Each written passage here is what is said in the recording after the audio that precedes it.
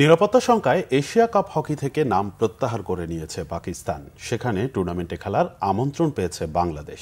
ভারতের বিহারের রাজগীরে আগামী ২৯ আগস্ট শুরু হবে ৮ দলের হকি এশিয়া কাপ। কিন্তু সময়ের স্বল্পতায় এশিয়ান হকির সেরা আসরে খেলার জন্য কতটা প্রস্তুতি নিতে পারবে বাংলাদেশ, তাই এখন বড় প্রশ্ন।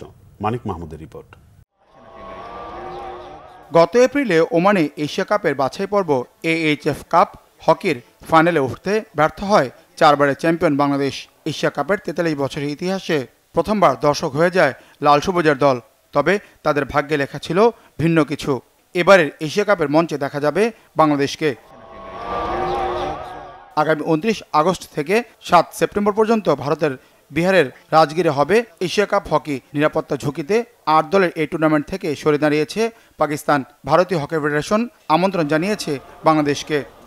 এশিয়া কাপ তো হলে অগস্ট মাসের ২৯ তারিখে খেলা শুরু। এটাতে আমরা কোয়ালিফাই করি নাই, আমরা তো স্ট্যান্ড বাই আছি।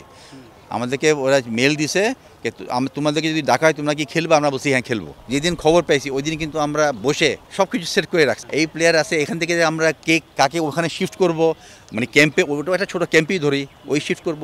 এখানে একটা চেঞ্জ ওভার হবে, ওখানে একটা অ্যাড হবে। ভারতের সাথে পাকিস্তানের রাজনৈতিক টানাপোড়েনে দেশটির হকি দলের এশিয়া কাপে অংশগ্রহণ নিয়ে ছিল অনিশ্চয়তা। ভারতের পক্ষ থেকে কোনো বাধা না থাকলেও অনিচ্ছা প্রকাশ করে পাকিস্তান হকি ফেডারেশন। প্রস্তাব দেয় ভেন্যু পরিবর্তনের। পরে টুর্নামেন্টে খেলতে আগ্রহী হয়ে ভিসার জন্য আবেদন করে পাকিস্তান দল। কিন্তু ভারত সরকারের স্পষ্ট অনুমতি ছাড়া কোনো ক্রীড়া দল ভারতে না যাওয়ার নির্দেশনা দেয় পাকিস্তান সরকার। এরপরই নিরাপত্তার কারণ দেখিয়ে এশিয়া কাপে না খেলার কথা আনুষ্ঠানিকভাবে এশিয়ান হকি ফেডারেশনকে জানায় PHF। এর ফলে পাকিস্তান জুনিয়র দলও সমস্যায় পড়তে পারে। আগামী নভেম্বরে ভারতের চেন্নাই ও মাদুরাই হবে যুব হকি বিশ্বকাপ।